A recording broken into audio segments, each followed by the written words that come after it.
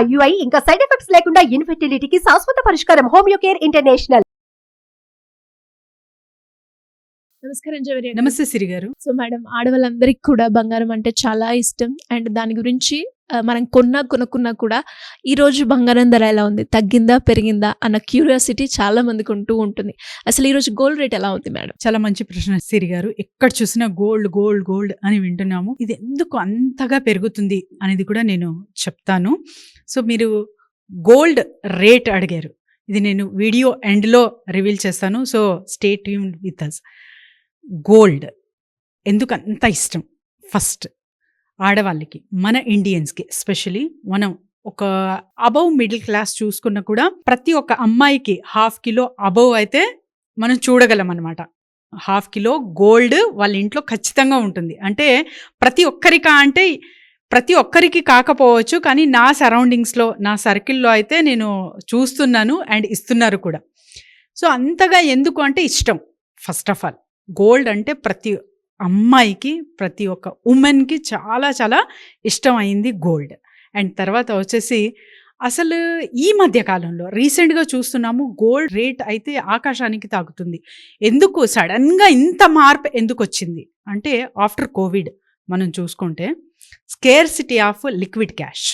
So ఇప్పుడు సడన్గా నా దగ్గర 1,000 కోట్ల ఆస్తి ఉంది, కానీ నాకు లిక్విడ్ క్యాష్ అనేది నా దగ్గర లేదు అంటే అక్కడ తన పరిస్థితి కూడా ఒక పూర్ మ్యాన్తో సమానం అనమాట. అంటే అన్నీ ఉన్నాయి కానీ ఏ ఉపయోగం లేదు ఇక్కడ.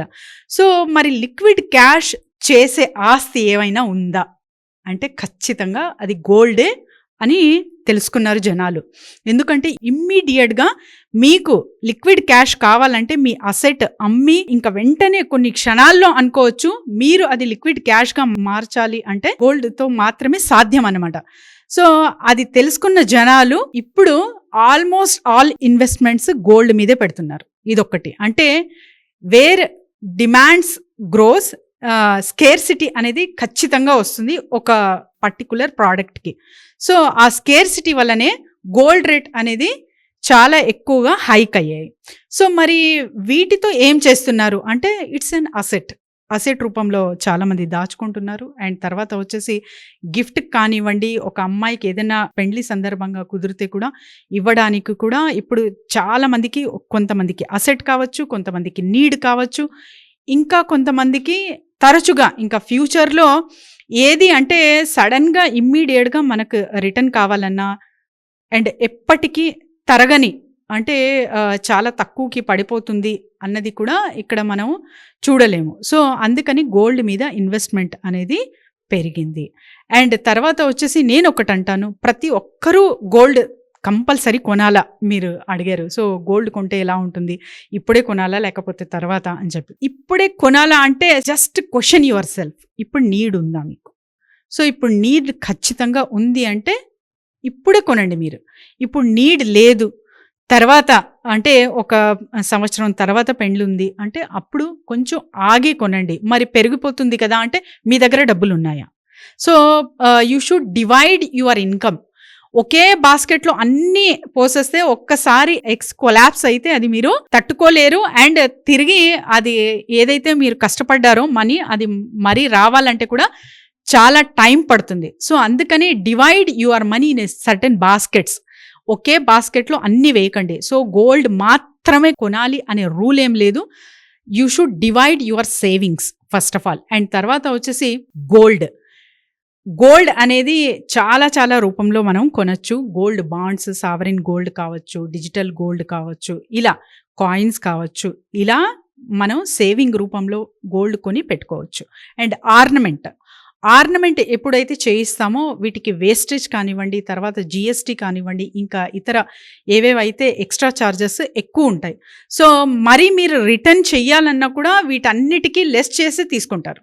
సో ఇక్కడ నష్టం అనేది చూడొచ్చు మనం ఆర్నమెంట్లో. ఆర్నమెంట్ అంటే ఏదైనా ఒక థింగ్ చేయించుకోవడం, chain or necklace or bangles, అలా మీరు చేయించుకొని గోల్డ్ యూస్ చేస్తున్నారు అంటే మళ్ళీ రిటర్న్ ఇచ్చేటప్పుడు మీరు దాని వేస్టేజ్ కానివ్వండి, సర్టెన్ పర్సంటేజ్ అయితే మీరు ఒక్కొక్క షాప్లో చూస్తారు వేస్టేజ్ పర్సంటేజ్ ఇంత మనది అని చెప్పి.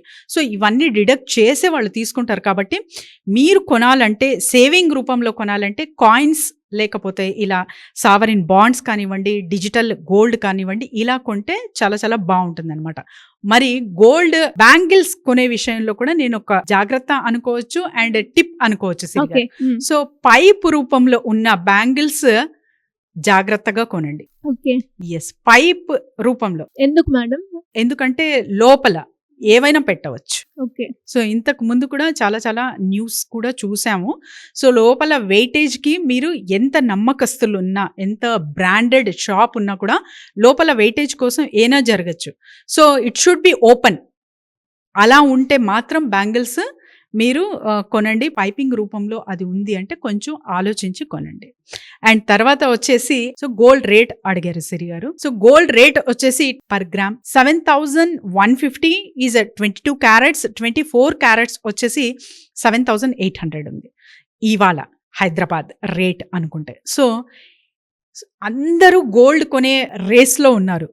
మరి ఇతరులు ఎవరైనా సరే ఏం చేయొచ్చు అంటే చాలా చాలా ప్లాన్స్ అయితే చేసుకోవచ్చు గోల్డ్కి సంబంధించినవి. అండ్ తర్వాత గోల్డ్ మీదే దృష్టి కేంద్రీకరిస్తున్నారు జనాలు అనే కాన్షియస్ మీకు తెలిసిందంటే వీటితో కూడా మీరు బిజినెసెస్ చేయొచ్చు. అండ్ చాలా వరకు యూట్యూబర్స్ కూడా గోల్డ్ మీద ఫోకస్ పెట్టి కూడా గోల్డ్ షో చేయడం అండ్ తర్వాత వీటి అనాలిసిస్ చేసి డిక్లరేషన్స్ ఇవ్వడం, ఇవి కూడా చేసుకోవచ్చు. యాజ్ ఎ బిజినెస్ ఐడియా లాగా కూడా మీరు ఇది యూజ్ చేయొచ్చు అనమాట. ఎందుకంటే సిరి గారు ఒక చిన్న కథ చెప్పి నేను ముగిస్తాను. చాలా వరకు కథలు చాలా చాలా మారల్గా ఉంటాయి అన్నమాట. ఇది చెప్పే కథ ప్రతి ఒక్కరికి వెళ్తుందని అర్థమవుతుందని అనుకుంటున్నాను.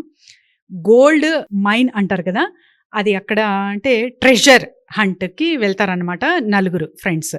ఆ నలుగురిలో చాలా వరకు సగం వరకు నలుగురు వెళ్తారు, సగం వరకు వచ్చాక ఇద్దరు స్టాప్ చేసుకుంటారు, ఇంకా ఇద్దరు ఇంకా ముందుకు వెళ్తూనే ఉంటారు. సో అది జర్నీ కొనసాగిస్తూనే ఉంటారు. ఆ కొండ తవ్వే కొద్దీ ఇంకా టైం టేకింగ్ అవుతుందన్నమాట ట్రెజర్ బయటకు తీసేకి గోల్డ్.